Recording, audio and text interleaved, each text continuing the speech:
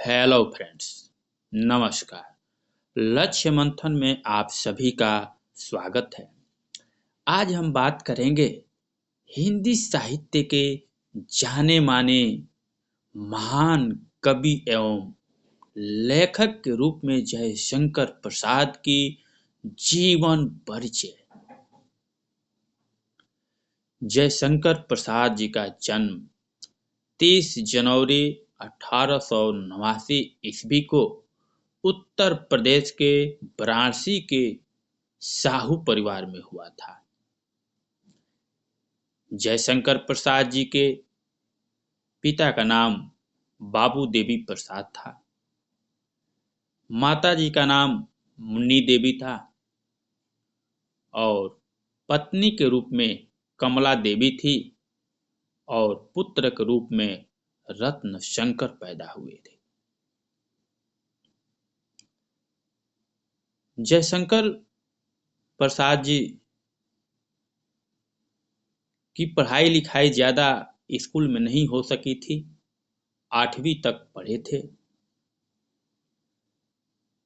असामयिक पिता की और भाई की मृत्यु के बाद घर परिवार की संपूर्ण जिम्मेदारी जयशंकर प्रसाद के ऊपर आ गई और इस प्रकार से वह विद्यालय में ज़्यादा नहीं पढ़ सके, लेकिन घर पर स्व अध्याय किए। हिंदी, अंग्रेजी, संस्कृत, फारसी जैसे विषय का उन्होंने गहन अध्ययन किया। शुरुआती दौर से ही हिंदी साहित्य के में जयशंकर प्रसाद जी को बहुत रुचि थी।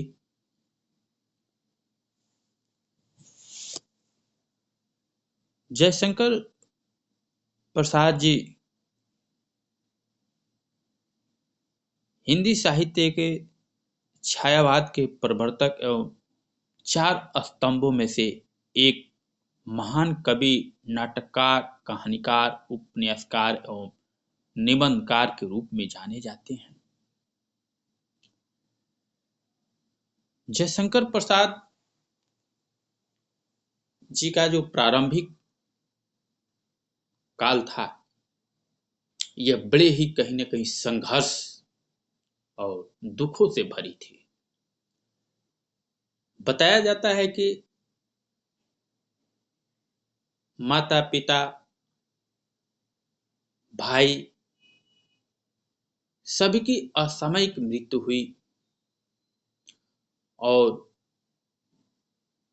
इस मृत्यु ने परिवार में इतने लोगों को एक साथ मृत्यु देखने के बाद से जयशंकर प्रसाद जी का हृदय एकदम द्रवित हो गया, संवेदनाओं से भर गया और इस प्रकार से इन्होंने जो रचना किए, क्योंकि इनकी भाषा हिंदी है, खड़ी बोली है,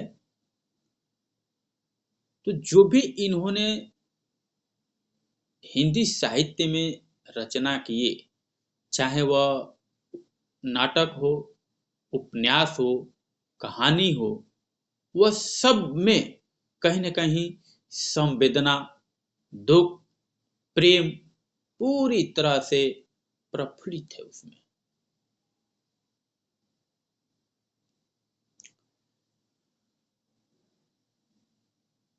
जयशंकर प्रसाद जी की निम्नलिखित रचनाएं हैं।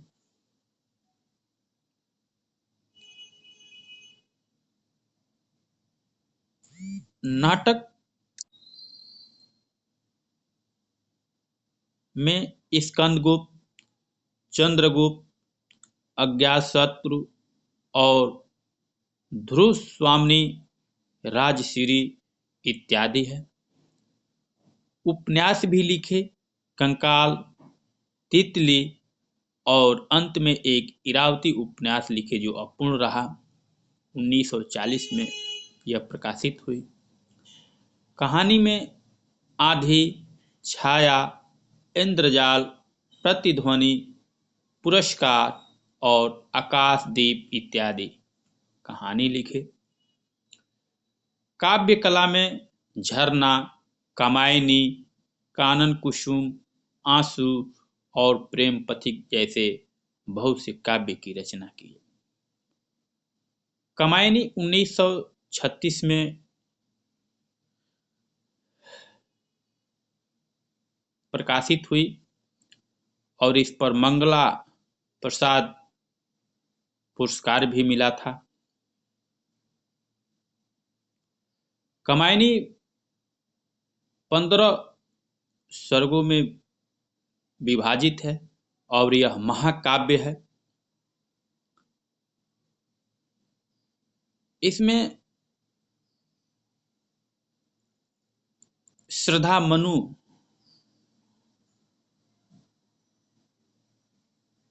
एक सर्ग है, जिसमें एक उदाहरण के रूप में बताया गया है।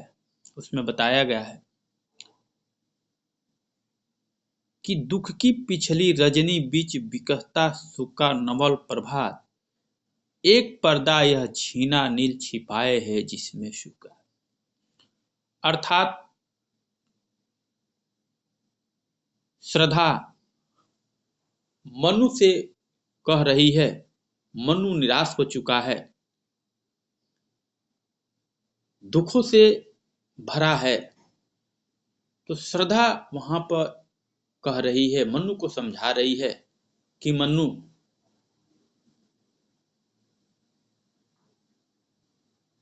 जिस प्रकार से हमारे जीवन में रात के बाद एक सुनहरा, एक सुखद, एक स्वर्णिम सपेरा होता है, ठीक उसी प्रकार से हमारे जीवन में विभिन्न प्रकार की कठिनाइयों और संघर्षों के बाद से जीवन में एक नई ऊर्जा, एक नया सवेरा, एक नए मौका का भी उदय होता है। इन्हीं दुखों, इन्हीं संघर्षों के बाद जीवन में एक नया सवेरा, नया ऊर्जा, नई खुशी आने वाली है। आप निराश न हो, आप साहस एवं आत्मविश्वास से जीवन में आगे बढ़ो। 1925 में इन्होंने एक आंसू कविता को लिखे, जो पूरी तरह से जयशंकर प्रसाद की वेदनाएं और प्रेम को परिमार्जित करती है। आंसू की 4 लाइन है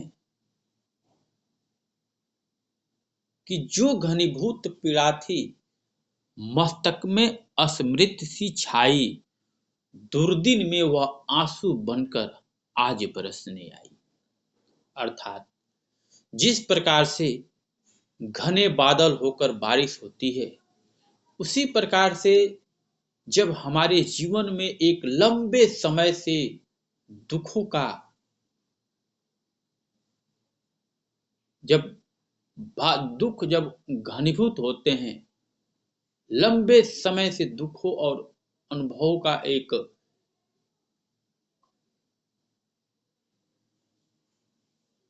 जब वो घनीभूत होते हैं, तो वह वेदना होती है, तो वह आंसुओं के रूप में हमारे जीवन में वो बाहर आती है। क्योंकि जयशंकर प्रसाद का जीवन तो दुखों, संवेदनाओं, संघर्षों से भरी थी। तो इनकी हर रचना में इनके जीवन की वास्तविकता कहीं न कहीं धरातल पर उस कविता के, उस कहानी के, उस नाटक के माध्यम से देखने को मिलती है।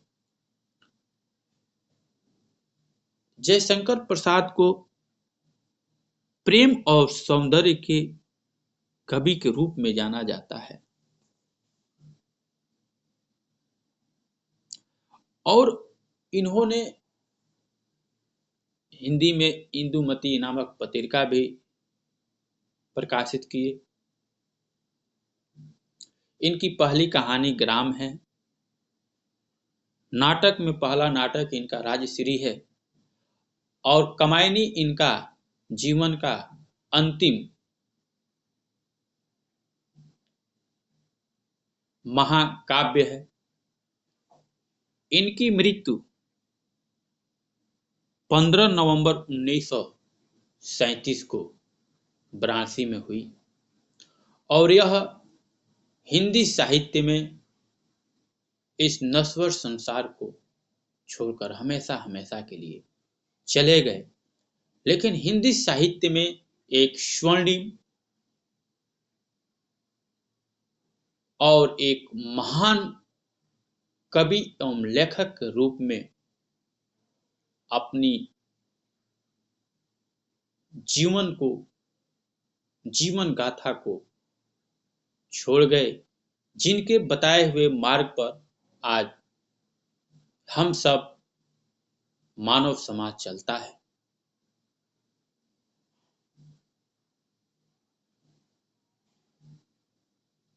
मैं उम्मीद करता हूं कि आप सब के जीवन में भी जयशंकर प्रसाद जी की रचनाओं को पढ़ने के बाद से बहुत कुछ अनुभव, बहुत कुछ शिक्षा, बहुत कुछ ज्ञान मिलती होगी और आप इनके बताए हुए मार्ग पर आप सब भी चलते होंगे। इसी के साथ साथ आप सभी को बहुत बहुत धन्यवाद।